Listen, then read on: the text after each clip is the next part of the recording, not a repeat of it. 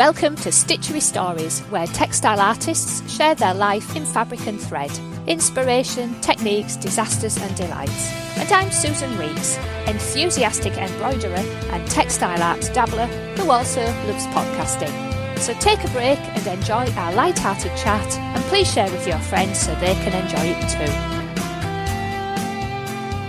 too. So today's episode is sponsored by me. Just to let you all know that I've added a donations page to stitcherystories.com. I get lovely messages from you all saying how much you love the podcast and how much you enjoy my inspiring guests. And I also get asked how you can make a donation to help support the creation of Stitchery Stories. Well, now you can, and I finally got around to doing something about it. So for more details, I've written a blog post about this, and I've also created a donate page on stitcherystories.com. So thank you so much to anyone who wants to support Stitchery Stories in this way. I love you all. Right, let's get going, shall we? Hello, and welcome today to our lovely guest, Gail Cowley. Hi, Gail. Hello, Susan. How are you? Oh, I'm brilliant, thank you. It's really great to speak to you today. Right, I've got a little bio here from Gail, everybody, so that you know what today's conversation is about. So, Dr. Gail Cowley, I am a director of the School of Stitched Textiles based in Lancashire. The school delivers City and Guilds accredited courses in various textile arts, as well as our own range of beginners and master practitioner courses to distance learners. I have an honours degree, Bachelor of Design, in Specialist Metal and Textiles, a BTEC Diploma in Art and Design, and further and adult teaching certificate, as well as a postgraduate certification in education. My City and Guilds qualifications are in patchwork and quilting, as well as embroidery. I have an MA in education and a PhD in education, specialise in technology enhanced learning, and I've been teaching textile courses for the last 30 years. Right, crikey, that is a lot of experience in teaching there, Gail. It makes me feel very old. I know what you mean when you start talking. When I look back at my thing, I think, oh, crikey, I think my first course I created was 97, and that, oh dear. Yeah. Anyway, yeah. So everybody, today's conversation is going to feature around creating online courses and digging a bit into what Gail's been up to. So I thought you'd all find it very interesting, because really over the last year, society has made many years worth of leaps in technology in 12 months, far more than and far faster than anybody would ever have predicted. So online learning, you've all been doing it as well, haven't you? So there we are. So I thought we'd dig into that. So Gail, as you said, is the director of the School of Stitched Textiles, and all of her links and some images of it's kind of representation of your courses, isn't it really, Gail? The images that you've shared with me, they'll all be on your episode of Stitchery Stories. Yes, that's right. So there's some images in there from the creative classroom courses that we do, which are the short courses for beginners. Right, brilliant. So that's where all the links and anything else that we talk about, they'll all be in there in Gail's episode on stitcherystories.com.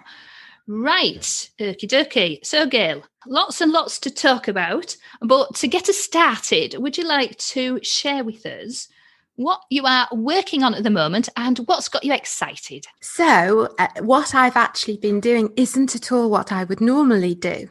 So during the pandemic, I'm normally an embroiderer and I love doing machine embroidery. So that's my passion.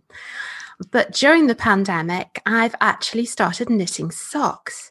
So it's a little bit of a change. Yeah. And I've really enjoyed it. The first one was a disaster. Yeah.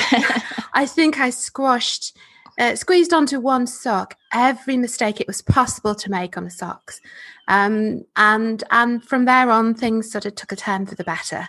So I've now knitted 10 pairs of socks. 10 pairs of socks, wow. Yeah, I know. And I have even moved on to doing some crochet. So for me, lockdown has been very much about yarn crafts, which isn't my normal bag, but I have enjoyed it. Yeah, why do you think that was? Why did you switch, do you think? I think that it's because it's quite repetitive. I mean, socks, unless you put a pattern in, and I don't, are actually quite a repetitive thing. There's a little bit of anxiety when you turn the heel in the middle. But you have a free rein down the leg and then down the foot.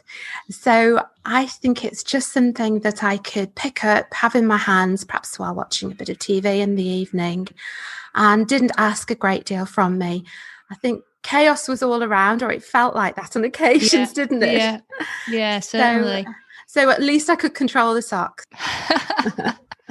Oh, I love that. That's brilliant. I have to say, my knitting is atrocious. And I think the last thing I knitted was student, I'm dating myself, mohair, ridiculous jumpers that had more holes than mohair and were really damn uncomfortable to wear. Like, I remember those. They itched like mad, didn't they? They were mad, weren't they? I knew that. And I was an addict. I had loads, pink, blue. And I made this yellow and grey stripy thing. Good grief. It was like not my colours. It made me look like a pregnant bee. It was dreadful. Fabulous. Have never attempted socks. They look really complicated, actually. They're really not. I'm a terrible knitter. I have a very bad action. I think I'm what they call a thrower. So as I'm making the stitch, I let go of one of the needles in order to complete it. So right. I think I used to do that. Yeah. And then it falls out. That's it. I always have one needle flapping in the breeze, so to speak. So I think with the socks now, they tend to be knitted on very small circular needles, and I find that a lot easier. So I find it much easier. So I'm really hooked with them. I do enjoy them, and they're great for putting inside wellies or something. Yeah, brilliant. No, I think that's really great. So there, I've learned an unexpected new thing over lockdown. Well done. Have you done any machine embroidery at all? I haven't. Isn't that dreadful? What an awful thing to admit. I haven't.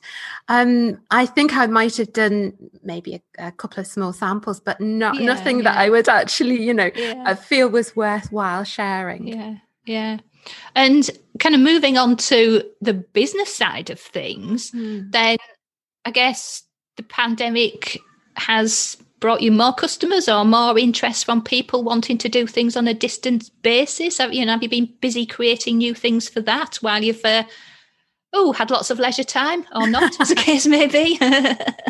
So yes, actually, it's been a bit of a revelation.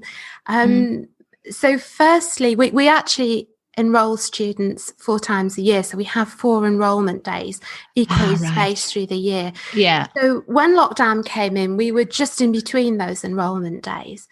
So we weren't having lots of students enrolling.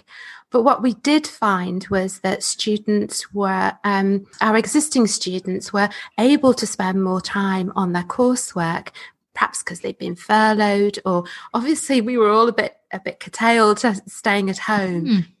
So we suddenly got an awful lot of work in very quickly.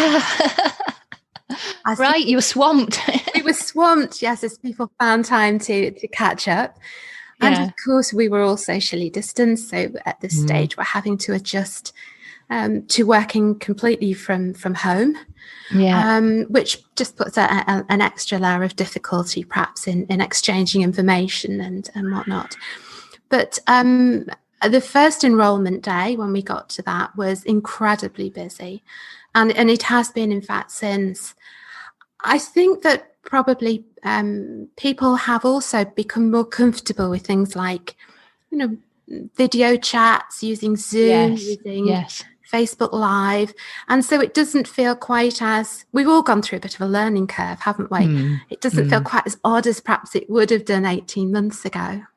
Yeah, no, I think that's a really good point. I mean, I've been working virtually for the last kind of almost 12 years, I think it is now. So, as I said to somebody in the supermarket this morning, I was working at home before it was trendy and doing Zooms before anybody had ever heard of it. Do you know what I mean? And so when I first started doing this podcast, which is nearly 4 years ago, I used to have like instructions for my guests, and we're going to be using this thing called Zoom, and you need to just click on this thing, and here's 2 videos to watch to help you get set up and blah, blah. And now I kind of pretty much know I don't need to bother with that anymore because everybody knows now. They've gone through that learning curve. But it has been. There was some study made, and I think as in society in general, I might get this slightly wrong, but the magnitude is along the like lines of that we've made something like a 5-year leap in technology adoption in, when the survey had been done in about 7 months. Obviously it's like 12 months now, but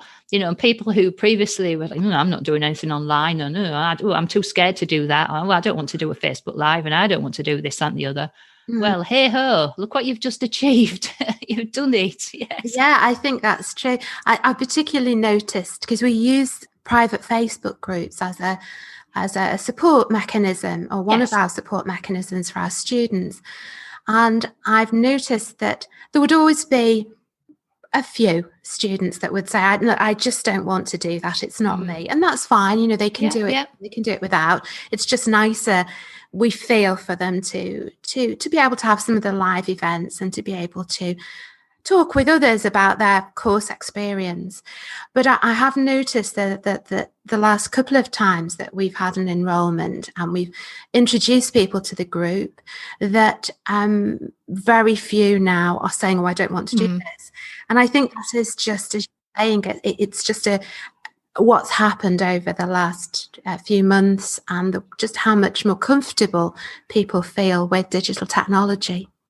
Yeah, and so I think that's one of the positives to pick up out of all of this. Definitely. And particularly, people now they've experienced, because it was the only thing they had, that you can do a lot online, whereas maybe before people just thought, you can't learn that, I can't teach that, oh no. But I think people have realised now, yes, you can. It's different. Of course it's different. But in some respects, it can be better.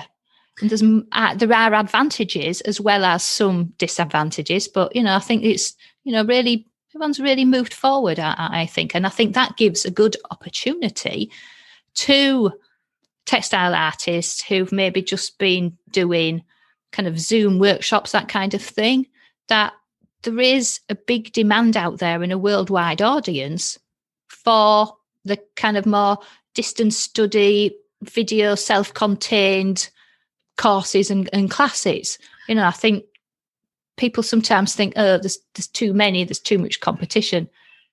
Not when you look at how many people's in the world, and everybody does things differently, don't they? And everybody has a different focus. And... yeah, they do. And even just this week, I was talking to a student in North Carolina in the States, right. And we find a time. Obviously you've got a time lapse there between the two areas, but we can nearly always find a time that that we can both manage. And I think we were chatting for perhaps an hour all told, and she was telling me that how valuable she found that. And I do believe that even though for some of the time we weren't actually talking about textiles, we were talking about other things, but it does help you understand that person, what they're hoping to gain from perhaps doing a course, and just to get to know them better as an individual, which is, when all's said and done, it's the nicer part of what I do. Yeah, brilliant. It is. It's taking that time, isn't it, to get to know the people. They're not just a student. They're not just another number.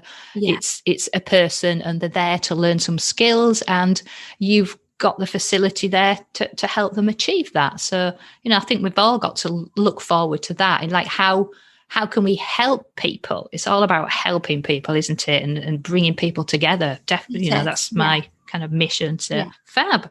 I think that's one of the things that students always used to tell us, going back, because I've been doing this quite a long time. So going back sort of 20 years, students would say, I'm distance learning, I don't know. I'm going to really miss not being in a classroom situation, not having the support and a group. But I do believe that now with many of the things that we have online, that, well, we've all found, haven't we, in all situations during lockdown, that it does make a huge difference. I mean, we've kept it with relatives and friends that way. We have a regular Saturday chat with one of our relatives that lives down south. And, it's helped us connect and keep connected with her during this time. And there was just no possibility of traveling to see her. And I think that has really helped, and it's helped, I think, our relationship with her as well. And of course, the same happens with students. It just allows you to connect in a different way. It really, really does.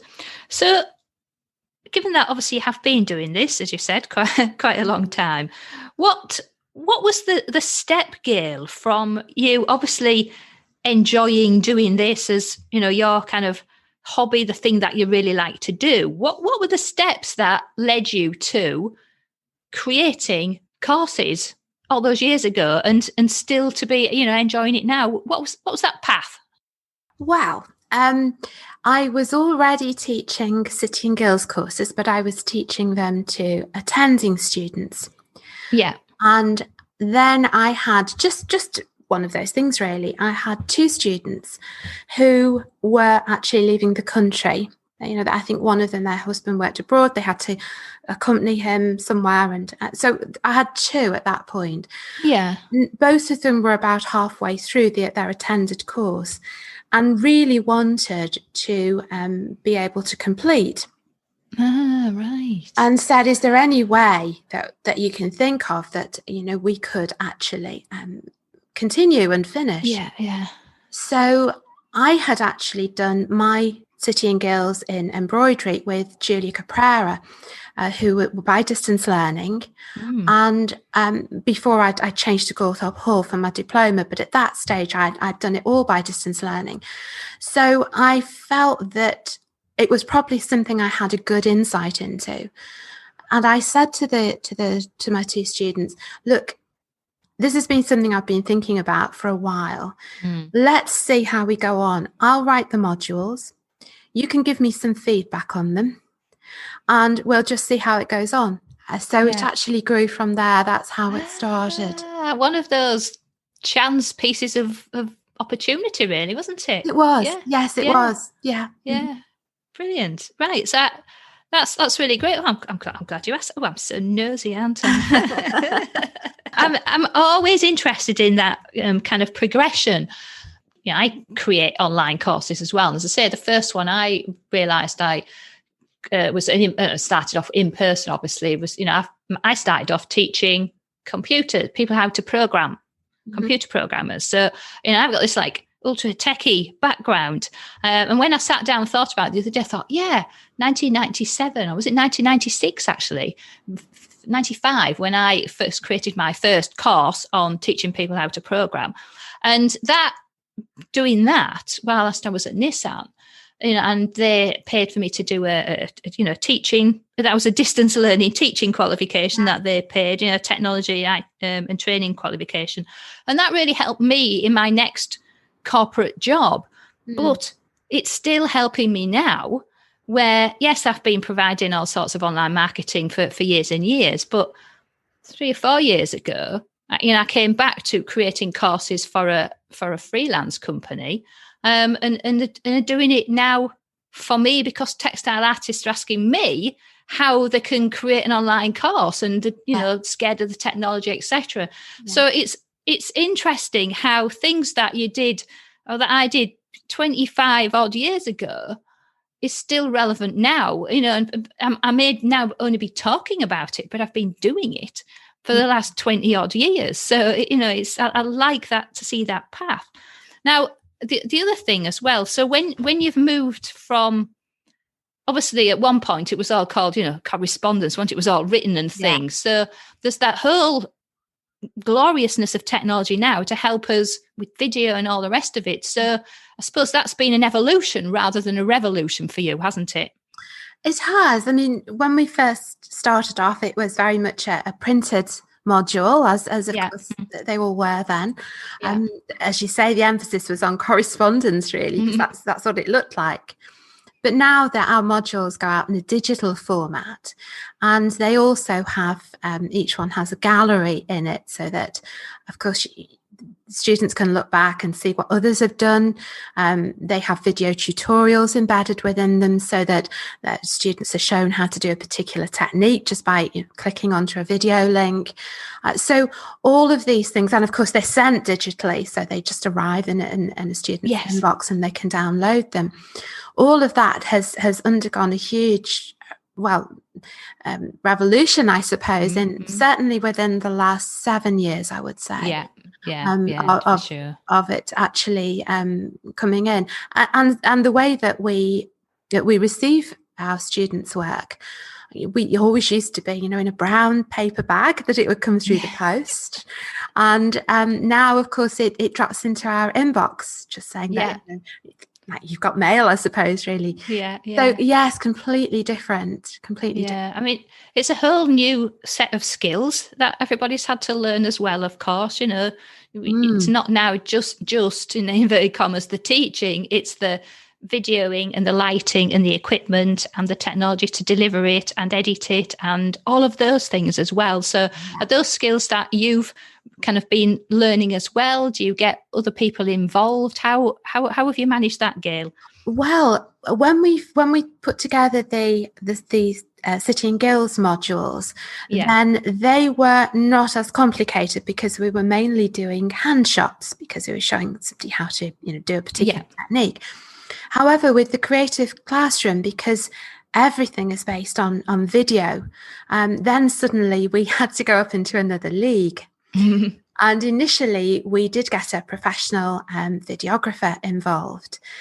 But we found fairly quickly that because he wasn't an embroiderer or a textile or in any way, shape or form, that he didn't really understand either the tutors that we're having to take. So he could make them feel a little uncomfortable. And he didn't really understand either what it was that we were trying to actually capture, I suppose, on video. So we decided that we would be able to do a better job of that ourselves, which we have done now. There are 4 of us that at different times actually do the videographer work, because we always need 2 because we have 2 different angles, so 2 different cameras. And yes, I suppose it's been a learning curve for actually doing because we do our own editing, because again, we found the professional was cutting out things that we really needed to leave in.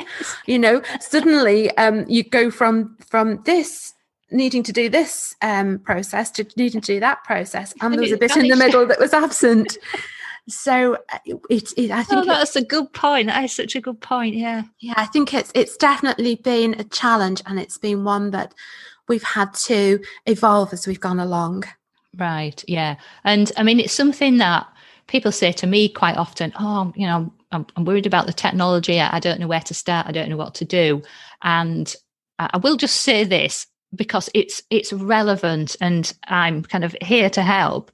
Is I have put together a course on how to create an online course, and it's specifically aimed at textile artists, embroidery artists, people who are demonstrating things with their hands. And I do go in there about equipment and filming and editing and show you how to edit. And all of those things are included because I know that's the area that people are frightened of or that they struggle with and waste a lot of hours that would be better done marketing what you've just created or freeing you up to go and do some stitching. I just wanted to get that out there, that there is help available, but it is all part and parcel. And I'm really pleased that you highlighted that. Yes, people say go get a videographer. However, it's getting that message over. And I suppose if you think, oh, we need to do this, you can do it yourself there and then. Not, oh, well, I'm sorry, I'm booked up now, love, and it'll be like 3 weeks before I can come. That's no use, So, And we found that he was rushing the tutors and making them feel uncomfortable. And I know that because I was one of the tutors. Yes. So that's not at all what we're about. No. And if we invite somebody to come and obviously film a video with us, then the very least we can do is make them feel comfortable and relaxed, because although some will be very used to that, for example, Sarah Dennis obviously is one of the experts on the repair shop. So she's done several sort of our creative classroom. So she's very used to it. In fact, I think that she could actually just take over on the on the video side. But we have others that have never done it before, and it's very easy to put someone off. It's very easy to make someone feel uncomfortable. And the moment you do that, of course, that tends to show, as I'm sure you'll know on the video. Yes, it really does. Yeah. We have a bit of a, hopefully a bit of a laugh, a bit of a girly day. Yeah. A nice lunch break, coffee break, a bit of a chat, and I hope that comes over in the finished courses, because we have fun. I have threatened on a couple of occasions to actually compile some of the outtakes. Yes, you should do, because there are some absolute howlers in there. Yes. So people love things like that. Christmas. Yes, the Christmas episode, that'll be brilliant. Right, so it's really been interesting digging down into the kind of production side of things as well, so I think ultimately if we want to sell these things and we want happy, satisfied customers, then I think everybody is realizing now that we do have to up our production game in some respect. And I know the kind of online gurus will go, oh, just pick up a microphone, just pick up your smartphone. Yeah, you can create an online course in 10 minutes. What a load of utter rubbish. And it's totally agree. I couldn't believe when we first started to do the creative classroom how long it took. Each one takes somewhere between 4 and 6 months, because you need to contact, obviously, the tutor. You need to have ideas bandied around between you. They need time to think about what they might do, how they might present a topic. Then it's got to be agreed. Then we need a schedule for filming. Then we've got to have, a full day or even 2 days actually filming. Then the editing is probably the single longest process, which I'm sure you know, because you've done it, and it's a lot. Yeah. Oh, it's time consuming. Then it's all got to go on to a platform. I mean, we use Teachable for ours as a platform. Yeah, I use Teachable. I love Teachable. It's great. But even that, loading up your videos and making sure that you've got everything and you've done thumbnails for them all, and it goes on. Yes, and sometimes people will come out and say, oh, I thought it'd be longer or whatever, but it really does take a huge amount of input. I don't think people always realise. And, I suppose that's perhaps part of our skill, and that they don't or shouldn't have to realise. But it's a long process. Yeah. So really, for anybody who's thinking about doing this, please don't believe the online gurus who tell you that you can just pick up your smartphone and all will be well. Run while you still have the chance. Run. Oh dear. Right. Anyway, enough about the production of online courses. I've got other things to talk about here. About this, I know. Can you tell it's our favourite subject? Right. On to my second favourite subject. So, techniques there, Gail. So you're talking about, obviously, this is something that you love. You've really specialised in teaching. And you mentioned there about machine embroidery. So what do you like about the machine embroidery aspect of things? And, just a bit there about your kind of inspiration and your techniques. And then I'm sure there must have been lots of highlights as well. I think the thing I really enjoy about machine embroidery is that it's quick. Quick win, yes. Yes, I think it's because I had an art and design background already. I'd done a sort of foundation course in art and design, and so to me, it's an extension really of being able to draw or paint. Yeah. It's very easy to manoeuvre fabric. The only thing that I will say is that if you're drawing or painting, you have to stop and sharpen the pencil. Of course, when you're doing machine embroidery, you have to stop and fill the bobbin. But unless you have a very expensive machine that does it for you. Yeah, no, mine isn't. No, I'm afraid mine isn't either. I think it's that ease of being able to transfer something from a painting or a drawing actually into textiles. Yeah. And I think it's often that actually that students feel most nervous and most concerned about, that process of taking something from a two-dimensional drawing into maybe three-dimensional textiles is something that a lot of people feel very worried about. And so if I can help them with that, then that's something that I really enjoy doing. Yeah, and that obviously comes across in the fact that you've put so much effort into your professional development to enable others to learn and feel at ease and so on. 'Cause I know machine embroidery, I like doing it, but I don't do it very often. So I get my machine out and I'm so rusty. And then it's like, oh God, what am I going to do? And then I start and I'm real stiff and it's just like, oh. And so like the first kind of couple of hours is appalling. And then it's like, oh, I've run out of time now, Yeah. I need to do more of it because I do enjoy doing it. But it's just like, I think it helps actually if you have somewhere that you can leave your machine up. Yeah, which I used to do, but I don't now. Although I think a lot of people sort of maybe use the dining table. Yeah. When nobody's eating on it, of course. And they then have to put the machine away and everything has to be cleared away. So I think it doesn't really give them the opportunity to fully engage over a period of time and to pick up where they left off. Yeah. So I think if anything, that's the one thing that I would say. If you can find even a corner of the bedroom or a spare room or somewhere where you can leave your machine up, that makes all the difference in the world. Yeah, it really does. I used to have a lovely sewing room and I had plenty of space, a big house, no kids, marvellous. And, I had to just go and hide in there. It was fab. And, life changes. And then, of course, you get a toddler. And, obviously it's a baby first, but you can't leave anything out, can you? Because it's like he wants to play in it all. So that never came out. Now he's 17 and hides in his bedroom. So actually, and half the time he wants to go and take his meal and go and sit upstairs with it as well. I'm fighting that one at the moment. So I'm trying to get him to still sit at the table with me. But if he carries on deciding he's going to eat in his bedroom, then do you know what? I think that dining table's going back into his sewing room. You've almost come full circle. I know exactly.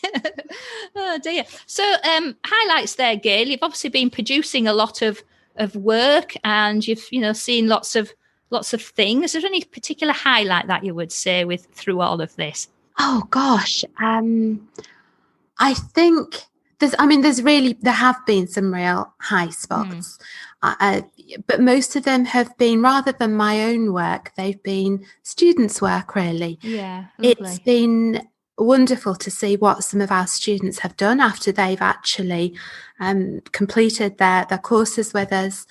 I'm always pleased when I get emails saying, "Oh, I've gone and I've opened my own business.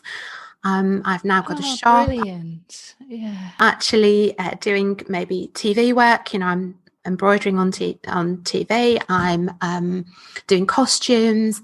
I'm designing kits. There's a big article this week that's on me, Gail. Gail, have a look. There's a big article on me this week in such a magazine or in such a blog. Yeah. And that is so pleasing. It's such a thrill to see others go on and make such a success. In fact, I've just this week, I had done one of our, every so often we do an artist interview spot. Yeah. And I've just done one with one of our previous students who has got her own book out.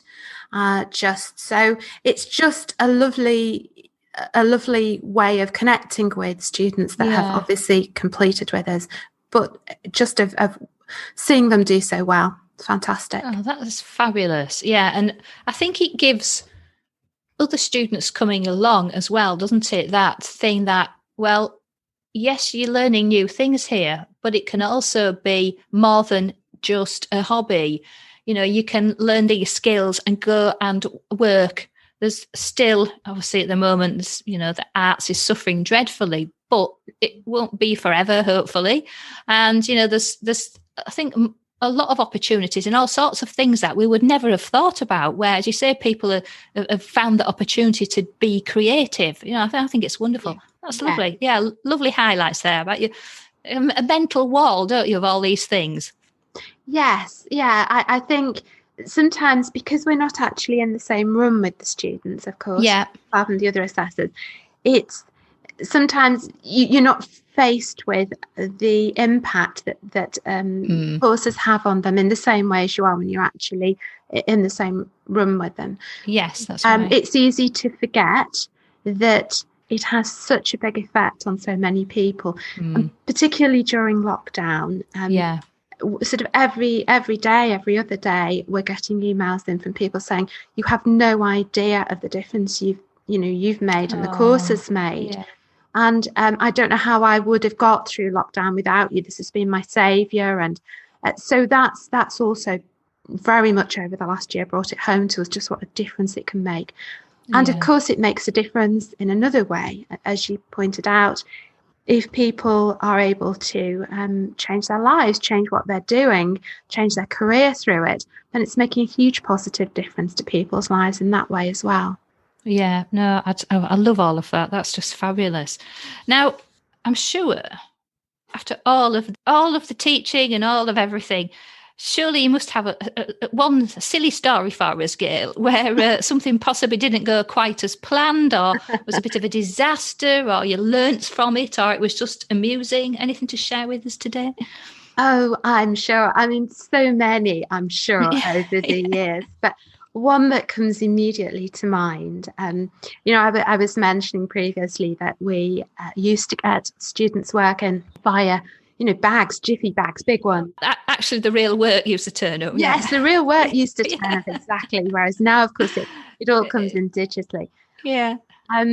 So we'd always have bags in, bags out, and obviously we'd undo them and go through them in order.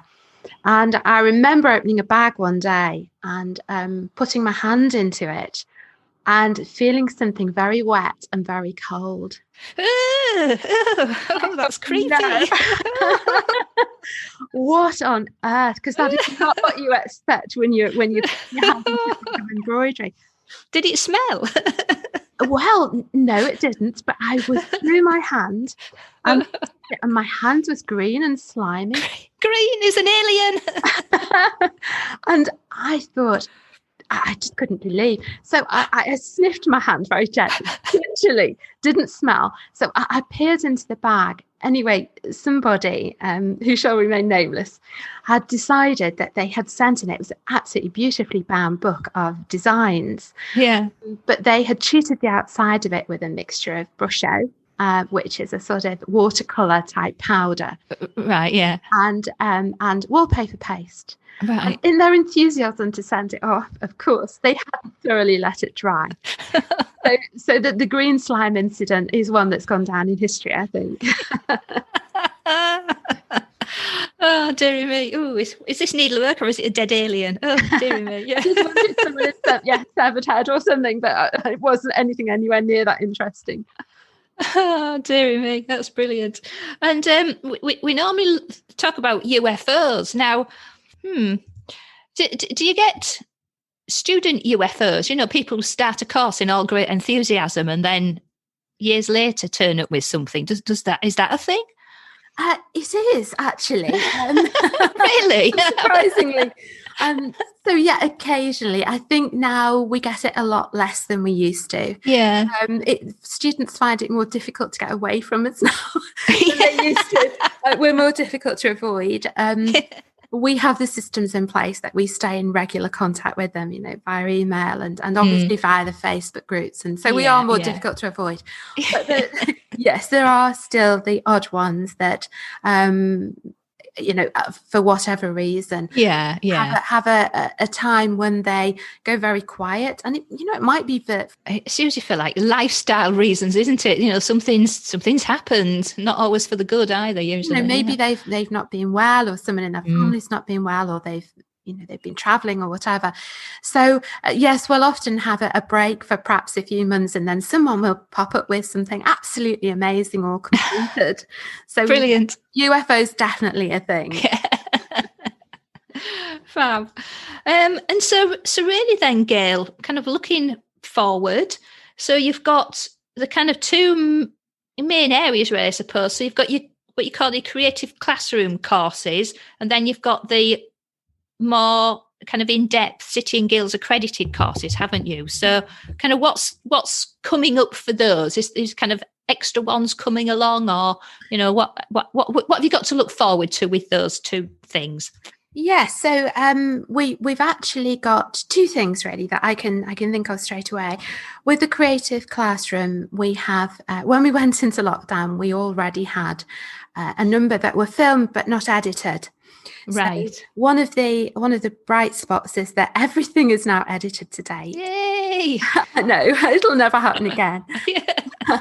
So we have two that are actually coming up. I think one's on needle felting, and the other one is on crewel work, which is something that we know. That's Sarah Dennis from the BBC's repair shop. So they will be coming online shortly, and they're the shorts, the beginners courses, the creative classroom ones.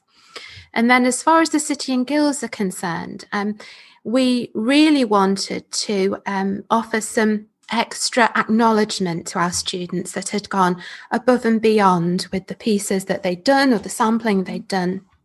So we're just working on an online gallery to promote those, and we'll have the tutor's choice of the students that have perhaps done the best samples, done the best commissioned piece, and done the best portfolio. So the first lot of those went to our marketing colleague, Sarah, to put up yesterday. And we hope over the next 2 or 3 weeks to have to be able to unveil the full gallery.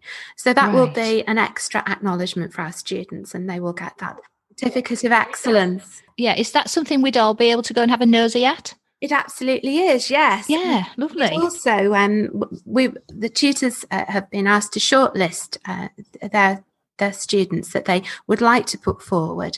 But also what we will do is ask our followers and obviously the people that actually subscribe to our newsletter and whatnot to go on and vote for the winner. So we really want to include people. We want people to go on and have a look and also to participate in who wins those awards. Oh, so that'll be a nice treat for us to all go and have a nosy, won't it? And I hope everybody likes a bit of a vote, don't they? So that's well, really they good. do. At least when you know who's won, then you feel you have a little part in it, don't you? Yes, exactly. Oh, I love those ideas. So that'll be on your website, won't it? The School of Stitched Textiles website. Yes, it will. It will. We're hoping. I mean, sometimes snags happen, as you know, with IT. Yes. But the first rushes of it are up there, and we're very much hoping within the next certainly within the next month. Right. Brilliant. Mm-hmm. And anybody who's just recently started listening to Stitchery Stories, you might also be interested in. I did a Stitchery Stories with Sarah Dennis, a while ago now. A couple of years ago, I would say. So you can go and look at the archives, and that'll be Sarah talking about what she was doing then. I don't think repair shop was on the horizon at that point either. So that'll be an interesting one for you to all go and catch up with as well. And there's one more thing I just wanted to highlight, Gail, is that you've got a suppliers directory. I had a rummage around and I found something interesting. Do you want to just share that with us all before we Yes, absolutely. So this again actually is something that has come from the pandemic and lockdown. We found within the first month or two after lockdown that our students were struggling to get some of the supplies that they needed because, of course, they couldn't go, and they were then becoming concerned that maybe they would the course would take longer and they wouldn't be able to finish. And so we started to look around to compile a list of suppliers that we knew would be able to supply quickly. We're still working, we're still dispatching. Of course, everything was still dependent on delivery, but at least we knew that it would be fairly timely. We did that initially just as a list that we distributed amongst our own students. But then we started to think, actually, this would be a good idea on an ongoing basis, because we've noticed over the last I suppose over the last few years, that every year we're losing local needlework shops, local textile shops, wool shops. They're just dropping off, and so sad, isn't it? It is. So many times, I said, "Oh yeah, I know where you can get that," and I've looked, and they're gone. They've gone, yeah.